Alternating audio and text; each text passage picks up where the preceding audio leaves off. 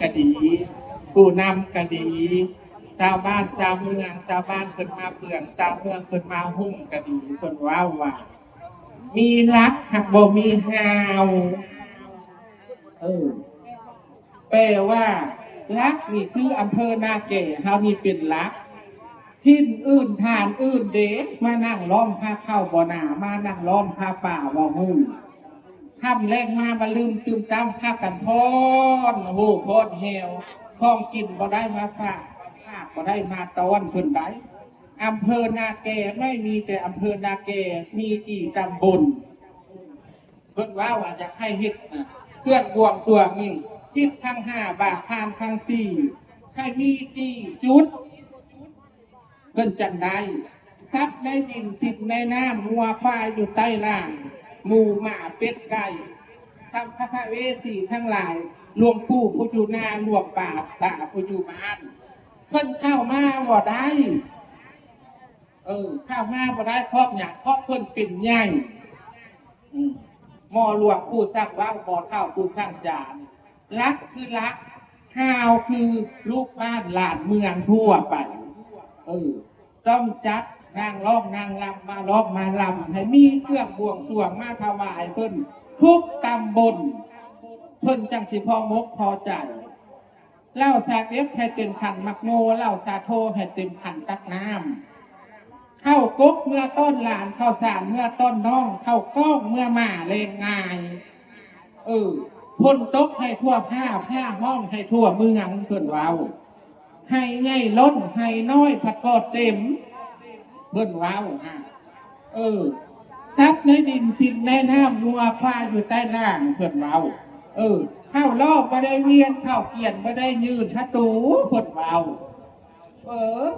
ใกล้ผู้โอกโตทอดซุ้มแซงใกล้ผู้แดงโตทอดซุ้มห้างเอาทัตูนี่ไปขายกินเอาทัตูเป็นลักเพิ่นว้าวขายออกบ้านทุกหมู่บ้านทุกตำบลข้ามมาโฮมกันมาเซลเครื่องเครื่องต้อนมาได้มาต้อนพระตู่คนว้าวนั่นมีอยู่มีแค่อำเภอนาแกนี่เป็นหลักงูอื่นเด็กตำบลอื่นเด็กต้องได้มาภาคมาตอนเพิ่นใดว่าแม่นสิมาร้องมาลำได้แล้วใดของกินได้เมียนฝากของฝากให้ได้เมียนใจตามจุดทิศทั้ง5บาททานทั้ง4ทิศทั้ง5คือเป็นรั้วของเพิ่นเพิ่นเป็นรักอยู่แล้วรักไม่ข่าวห้าวไม่เกณฑ์เมียนตึงลมต้องกับบดีห้าวเด้บาทนี่ห้าวคือหมู่บ้านต่างๆที่มาโต๊ะมาลุ่มกันตีกันเข้าสะเพาเดียวเกี้ยงอับลำตีกันเข้าให้เป็นซีต้นเดียวเพิ่นว่าคุณนายคนตกจังทั่วผ้าห้องจังทั่วเมืองเงิน100ไม่ได้เอาใส่ขันเงิน1,000ไม่ได้เอาใส่โต๊ะไหนเงินบาทเบี้ยสลึงเครื่องบ่จ่ายนำบ่ได้มีแบ่งบ้านปันกันคนละทองเห็นแก่ได้มาแต่งโมหน่วยใหญ่เห็นแก่ได้มาแต่งสร้างหน่วยป่าซื้อจ่ายทายกินลูกบ้านหลานเมืองนี่มาหอระซบครบงานนี่เอาถ้าตูนี่เป็นรักเพิ่นเราถ้าบ่มีถ้าตูเป็นรักบ่ได้เป็นเพิ่นเราบ้านได้ลึกเสียชาติพมากเสียคุณเพิ่นบ้านเมืองจากสิหุ่งเฮืองเรื่องทิศทั้ง5ปากทานทั้ง4นี่คือว่านางร้องนางรำที่มาร้องมาลำนี่อำเภอนาแกของเรานี่มีกี่ตำบลมีจักตำบลต้องมีเครื่องมามอบมาถวายเพิ่นไหนของกินจังสิได้เม่นปากของฝากจังสิได้เม่นใจบ่แม่นละมาละฮอดมือมันมาละพากันมาพอดมาลำรถไดจ้าอันนี้ภาคไว้ต่อไป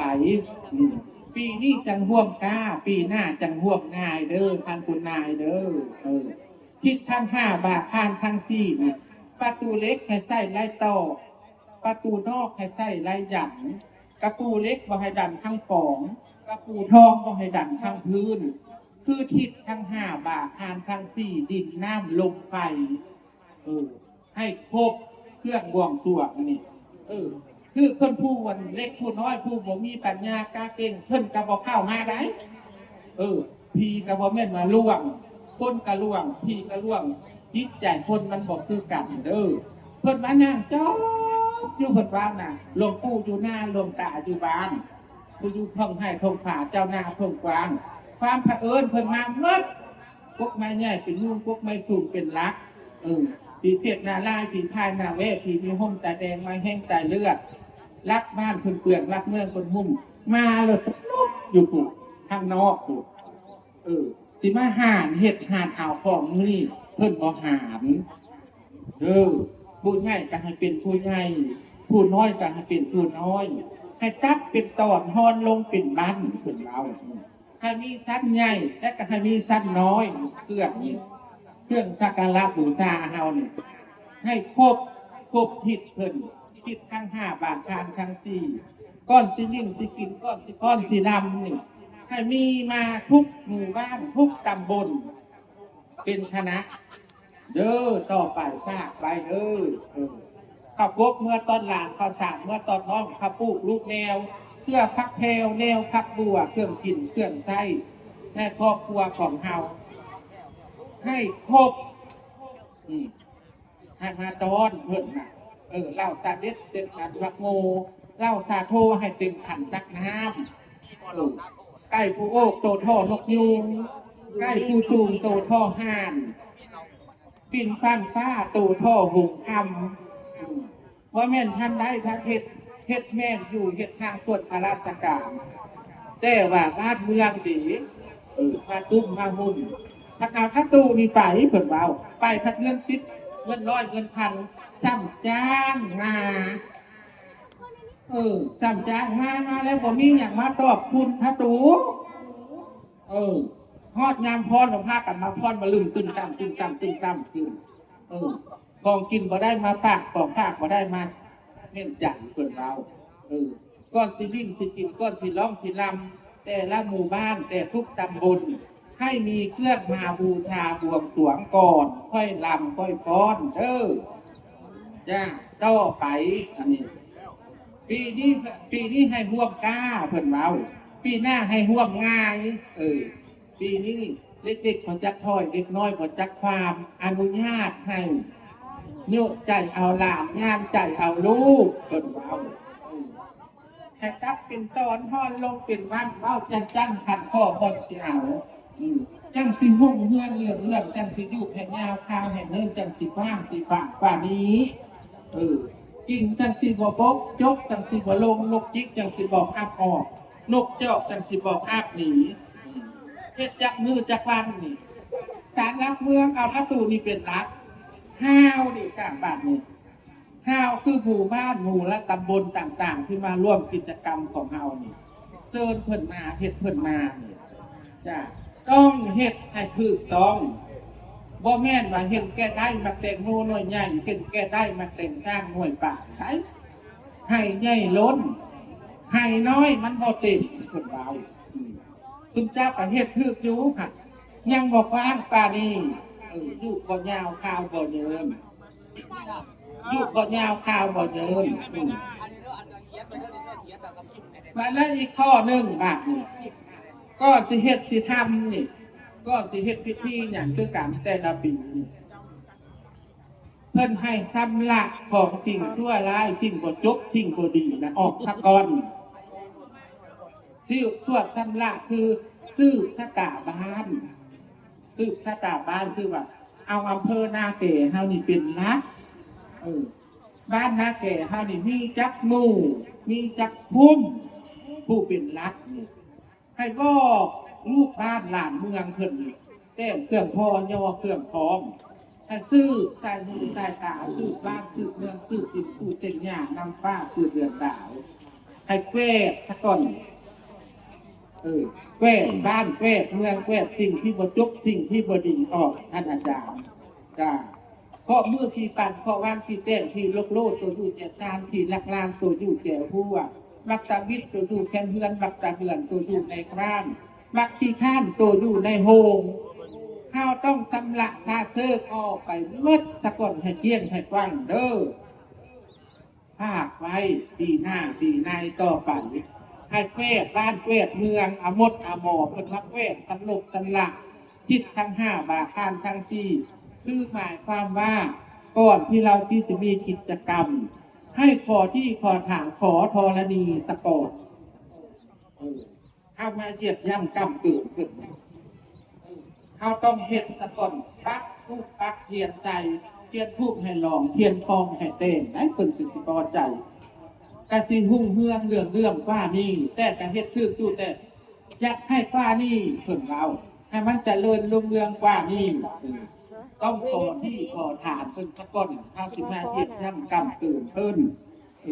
ลายบ้านเพิ่นมาเปลือกลายเมืองเพิ่นมาอยู่ตัวจิตตัวใจคนมันบอกคือกันยิ้มอยู่กับมันจะคายอยู่กับมีอยู่ในใจคนเฮาเดี๋ยวบอยเห็นไส้ภายในยกจริงๆมันห้องตึกครึ่งพัดใจเลี้ยวใส่กับผูฉะนั้นแล้วสิ่งบ่จบสิ่งบ่ดีเฮาปัดเป้าออกไปก่อนความบ่จบความบ่ดีนี่เต้นเครื่องทอยอเครื่องพร้อมตั้งรักให้เป็นไม้ขาวตั้งห้าวให้เป็นไม้เต้นพูนเก้าขอยอเก้าคำแห่เก้ากำทรายเก้าก้อปลูกรักปลูกอย่างที่มันเน้นสักก่อนทำสิเฮ็ดอันนี้ดินแห่ดินทรายเอามาผู้เฮือนอำเภอนาแก่เขานี่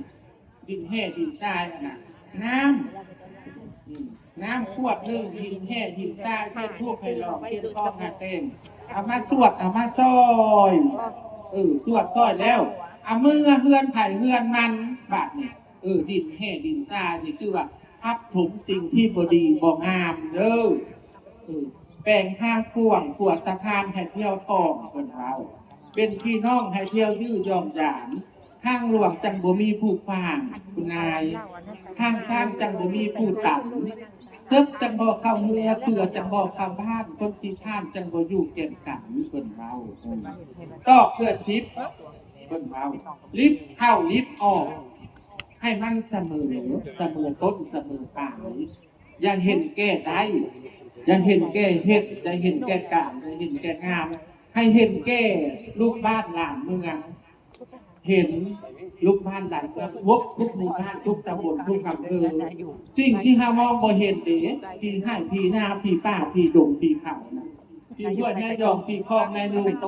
เพิ่นมานี่บ่แม่นได้ว่าสิแล่นมาโลดต้องมีคำอ้อคำเชิญคือพวกทำมานี่ก็ได้เชิญมาบ่แม่นสิท่านได้ทำมาได้เป็นคนละเอาเห็นเงาละพูดโคตรจุกเป็นคนละเอาเห็นเงาละพูดเราว้าวละแวตึกแห่ละงมจับฟ้าลงไปบนลูกแห่ฟ้าลงไปสะโตดโดดลงไปทำมาต่ำโตเขามองเห็นสิ่งนี้คือกันทรัพย์และดินสินและน้ำมัวฟ้าอยู่ใต้ล่างต้องให้ครบต่อไปภาคไว้แต่ปีที่ผ่านไปแล้วโบปีนะได้ว่าต่อไปอนาคตข้างหน้ามอกับงามกับฟองคนเราจักได้อยู่ได้จะให้นะทางผู้นำนะให้กว้ามีอยู่ให้ยาวฟังเงินให้เฮ็ดตามที่ก่อนตามฟองก่อนเต้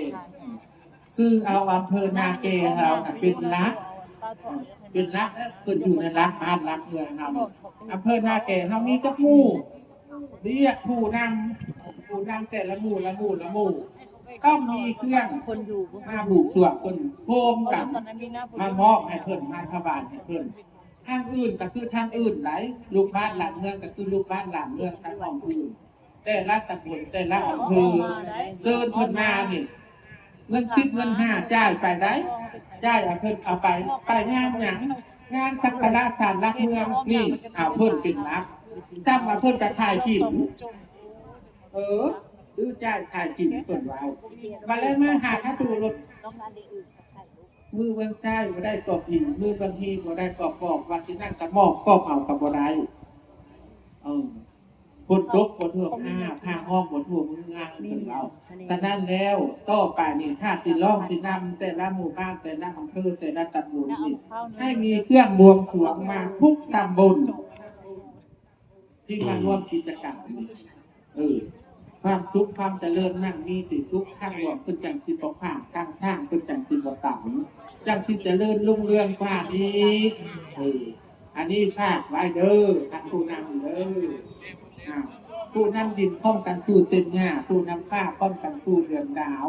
ว่าวตามที่เขาห้าดูว่าวตามคู่ของเขาเต้นคนจักเป็นตอนพ้อนลงเป็นร่ำบัดนี้แล้วสิได้พากันลิ้นให้มันม่วนนะได้บัดนี้สิได้พากันลิ้นเลื่อยอยู่บ่อถอยเสียงปี้ให้มากล่อมเขนเสียงแค้นให้มากล่อมห่างนะได้บัดนี้เสียงปี้น้อยดังจ้อยเขาใส่หูเลยได้บัดนี้ยิดให้เคลื่อนเวินขึ้นให้สูงสิได้ตกปีกคือกาว่าปีกคือแห้งลงย่ำแรงป้อมกันเวินแล้วบัดนี้มือเบื้องขวาก็ให้ก่อป้ายมือเบื้องซ้ายก็ให้ก่อลมทกแข้งเบื้องซ้ายก็ให้ป้องกันคาเด้อลูกเอ้ยทกแข้งเบื้องขวาก็ให้ผ้ากันป้องตีนมือก็ให้ลอยมาเมื่อนี้โซ่ป้อมกันได้เมื่อลนมาเมื่อนี้บุญป้อมกันได้เมื่อหน้าราศีให้หุ่งเฮืองเรื่องหูให้ฝาตาให้แจ้งเงงเงาให้ใส่ซองบอกให้มืดหนึ่งหน้าคือผ้ากำผลเงินหมื่นบ่ผ้ากันขาดแคลนเงินแสนบ่ผ้ากันขาดบ้านเงินล้านบ่ให้ขาดกระเป๋ากินบ่ให้บกจกบ่ให้ลงผู้คนร่ำรวยอยู่ดีมีแหงเด้